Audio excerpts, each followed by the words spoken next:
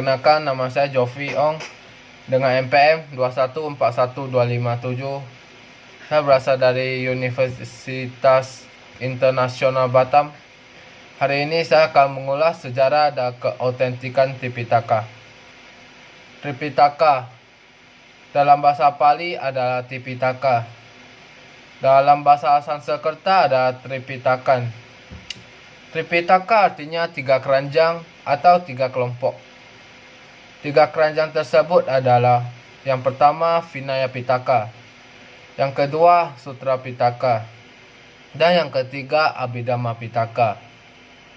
Sutra Pitaka berisi khotbah-khotbah Buddha selama 45 tahun membabarkan Dharma berjumlah 84.000 sutta.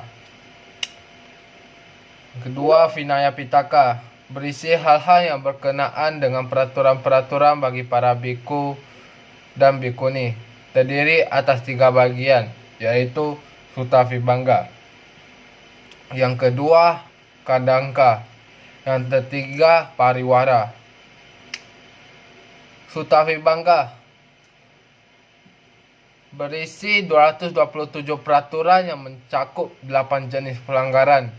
Di antaranya terdapat 4 pelanggaran yang menyebabkan dikeluarkannya seorang biku dari sangha dan tidak dapat menjadi biku lagi seumur hidup. Keempat pelanggaran itu adalah berhubungan kelamin.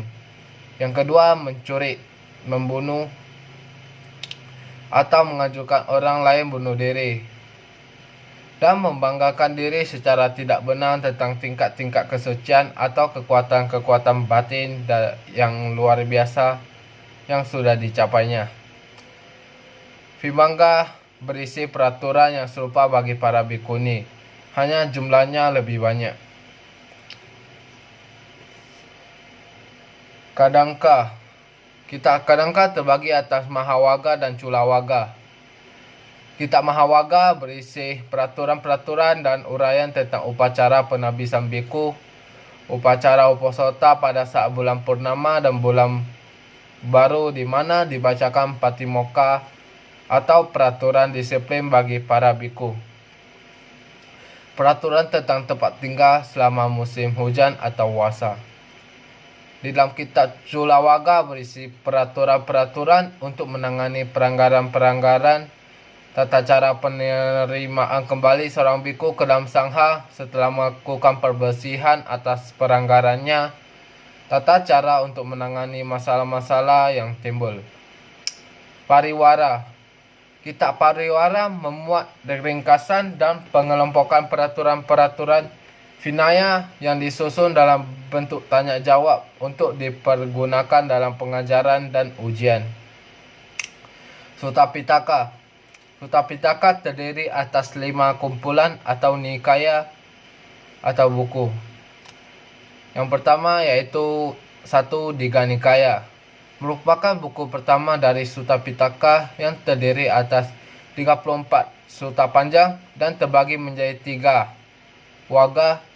Yang pertama itu Silakandaga Waga, yang kedua Mahawaga, dan yang ketiga Patika Waga.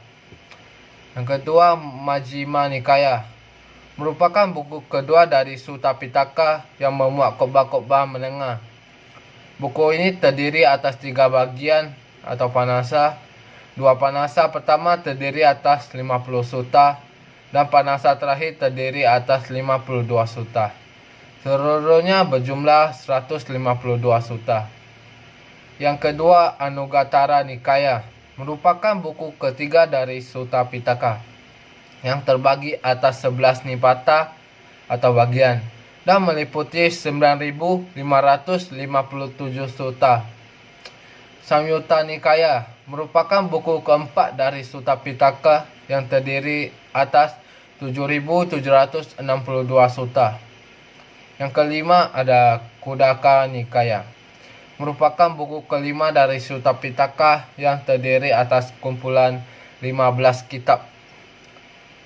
Abhidhamma Pitaka berisi uraian filsafat Buddha Dhamma yang disusun secara analisis dan mencakup berbagai bidang seperti ilmu jiwa, logika, etika, dan metafisika. Jadi merupakan penyajian khusus tentang Dhamma seperti yang terdapat dalam Sutta Pitaka. Bagaimana Tripitaka dapat dikatakan masih otentik menurut saya? Karena terdapat bukti-bukti peninggalan serta keyakinan dan kepercayaan orang-orang. Bukti-bukti dapat berupa candi, parita, patung Buddha, dan lain-lain. Mengapa kita masih harus mengacu pada kitab suci Tripitaka? Karena kitab suci Tripitaka merupakan ajaran Sang Buddha dalam membabarkan Dhamma dengan cara tertulis. Dan adanya kitab suci Tripitaka, agama Buddha juga tidak akan punah sendirinya. Validitas atau keautentikan dan pentingnya memahami kerangka dari kitab suci Tripitaka. Seperti yang kita ketahui, kitab suci Tripitaka itu dibagi menjadi banyak bagian. Nah, kita dapat memahaminya dengan cara praktek. Dinamika dan tantangan kitab suci Tripitaka. Dhamma kitab suci Tripitaka, semakin berkembangnya zaman, kitab-kitab suci Tripitaka juga akan berkembang dengan cara membuat website tentang ajaran Buddha. Tantangan kitab suci Tripitaka adalah caranya dalam memahami dan menggunakan ajaran tersebut. Esensi dan urgensi kitab suci Tripitaka untuk saat ini dan masa depan. Menurut saya, esensi dan urgensi terhadap kitab suci Tripitaka untuk saat ini dan masa depan adalah meyakinkan atau mengenalkan orang-orang dengan ajaran Buddha dengan seiringnya berjalan waktu. Sekian yang dapat saya sampaikan. Terima kasih atas perhatiannya. Sampai ketemu lagi.